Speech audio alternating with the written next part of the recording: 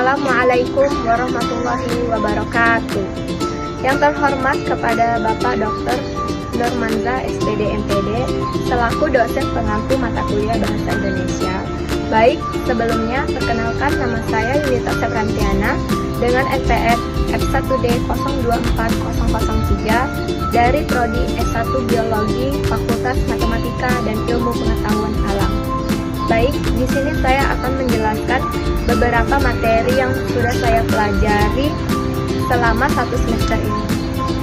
Halo semuanya, pada video ini saya akan membahas materi yang pertama, yaitu tentang hakikat dan perkembangan bahasa Indonesia. Bahasa resmi nasional Negara Kesatuan Republik Indonesia. Bahasa ini merupakan pengembangan dari bahasa Melayu dan diresmikan sebagai bahasa nasional setelah proklamasi kemerdekaan, tepatnya pada 18 Agustus 1945. Meskipun banyak warga Indonesia yang menggunakan bahasa daerah sebagai bahasa ibu, bahasa Indonesia menjadi penghubung utama di tengah keberagaman itu. Selanjutnya, kedudukan dan fungsi sebagai bahasa nasional, bahasa Indonesia memiliki 4 fungsi utama: lambang kebanggaan dan identitas nasional, alat pemersatu bangsa dan sarana, pengembangan ilmu dan teknologi. Sedangkan sebagai bahasa negara, ia menjadi bahasa resmi dalam pemerintahan, pendidikan, komunikasi nasional, dan dokumentasi niaga.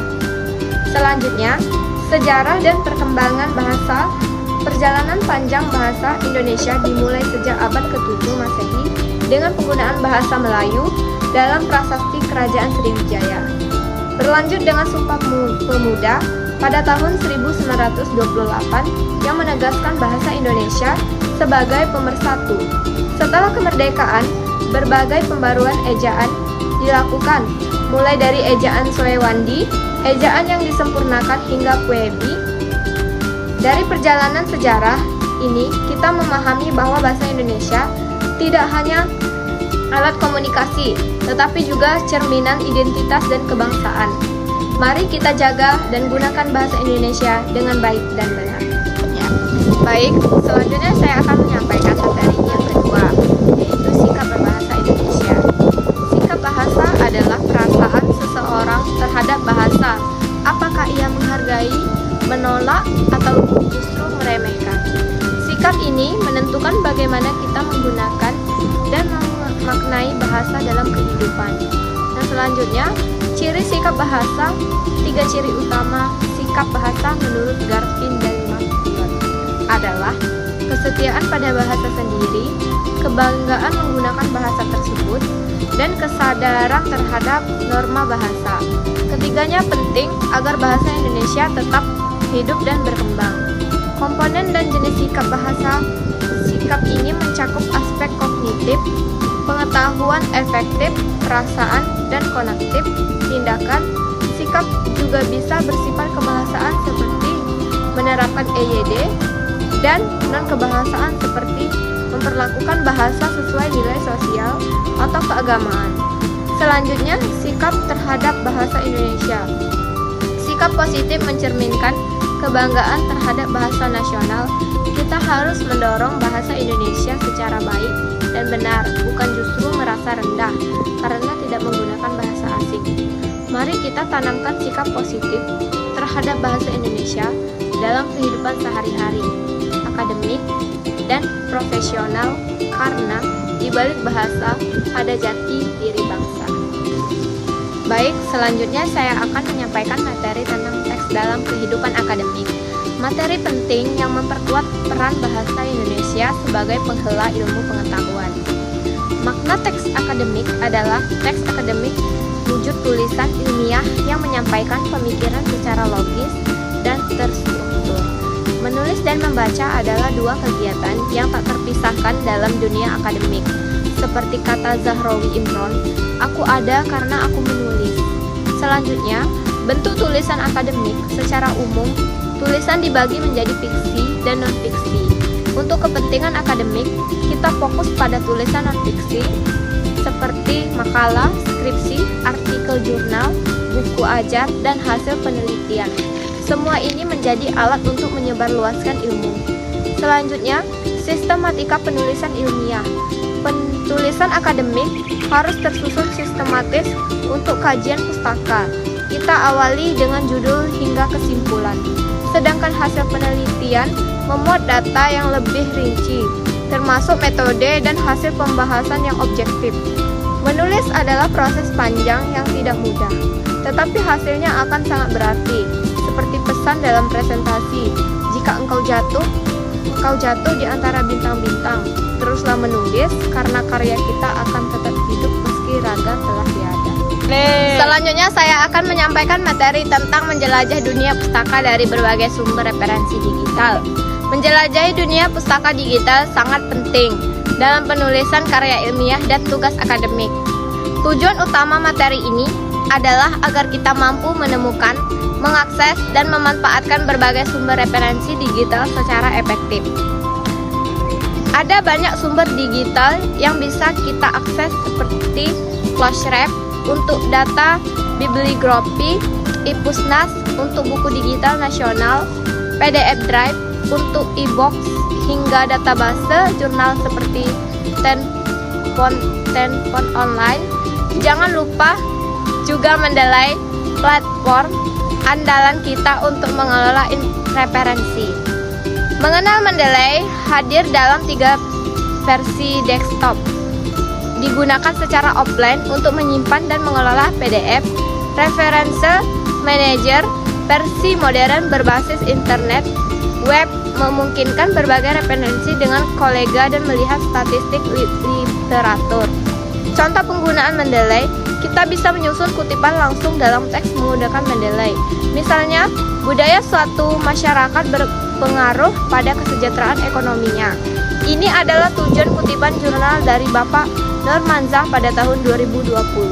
Dan daftar pustaka akan otomatis tersusun sesuai gaya penulisan yang kita pilih.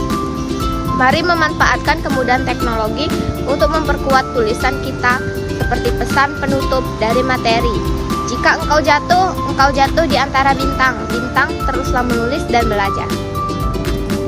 Baik, selanjutnya kita akan belajar tentang presentasi ilmiah, sebuah keterampilan penting dalam dunia akademik dan profesional.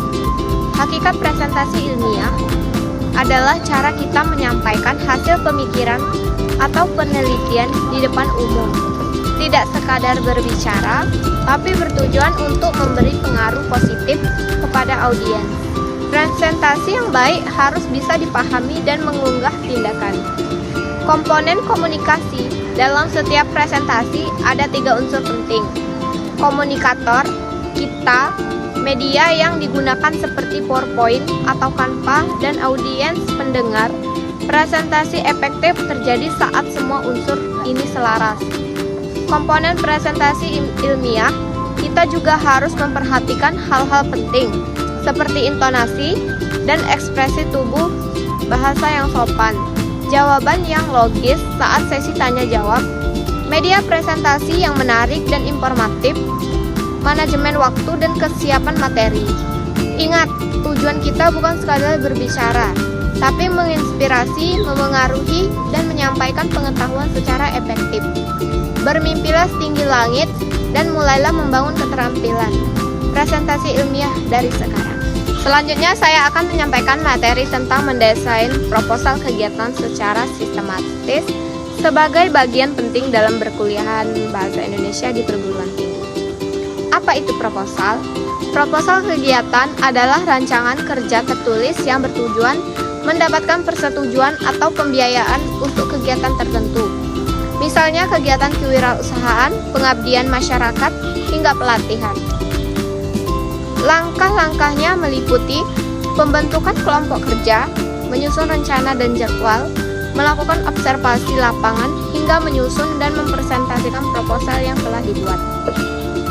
Sistematika proposal harus terdiri dari judul yang menarik dan jelas, daftar isi yang sesuai, pendahuluan dengan analisis pasar, gambaran rencana usaha, metode pelaksanaan kegiatan, rincian biaya, jadwal kegiatan, daftar pustaka dengan gaya apa. Penilaian terdiri dari observasi lapangan 15%, isi proposal 70%, dan presentasi hasil 15%. Artinya, proses dan dokumentasi sama pentingnya dengan penyampaian ide. Dengan memahami dan menerapkan sistematika yang benar, kita bisa menghasilkan proposal yang tidak hanya akademis, tetapi juga layak didanai. Ayo wujudkan ide kalian dalam bentuk proposal kegiatan yang berkualitas. Selanjutnya, saya akan menyampaikan materi tentang laporan penelitian dan artikel ilmiah. Laporan penelitian dan penulisan artikel ilmiah yang merupakan puncak dari kegiatan akademik kita di perguruan tinggi. Hakikat penelitian adalah proses mencari jawaban atas suatu masalah secara ilmiah dengan metode yang terstruktur. Kita bisa menghasilkan data dan kesimpulan yang dapat dipertanggungjawabkan secara akademik. Metode dan jenis penelitian ada 3. Pendekatan utama kuantitatif, kualitatif, dan campuran. Kuantitatif untuk data angka dan hubungan antara variabel, kualitatif untuk eksplorasi makna, sedangkan campuran menggabungkan keduanya untuk pemahaman yang lebih komprehensif. Proposal dan laporan penelitian adalah rencana, sedangkan laporan adalah hasil pelaksanaan. Keduanya memiliki struktur seperti pendahuluan, teori, metode, hasil, pembahasan, dan simpulan. Pastikan menggunakan sistematika sesuai standar dan bebas dari plagiarisme.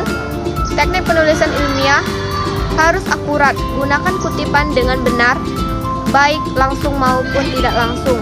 Pilih format penulisan pustaka seperti APA atau MLA dan manfaatkan Mendeley untuk mempermudah pengolahan referensi. Dengan memahami dasar-dasar ini, kalian tidak hanya mampu menyusun skripsi atau artikel ilmiah, tetapi juga membangun integritas akademik. Ingat, tulisan yang baik adalah warisan ilmiah yang kekal. Sekian video penjelasan materi dari saya.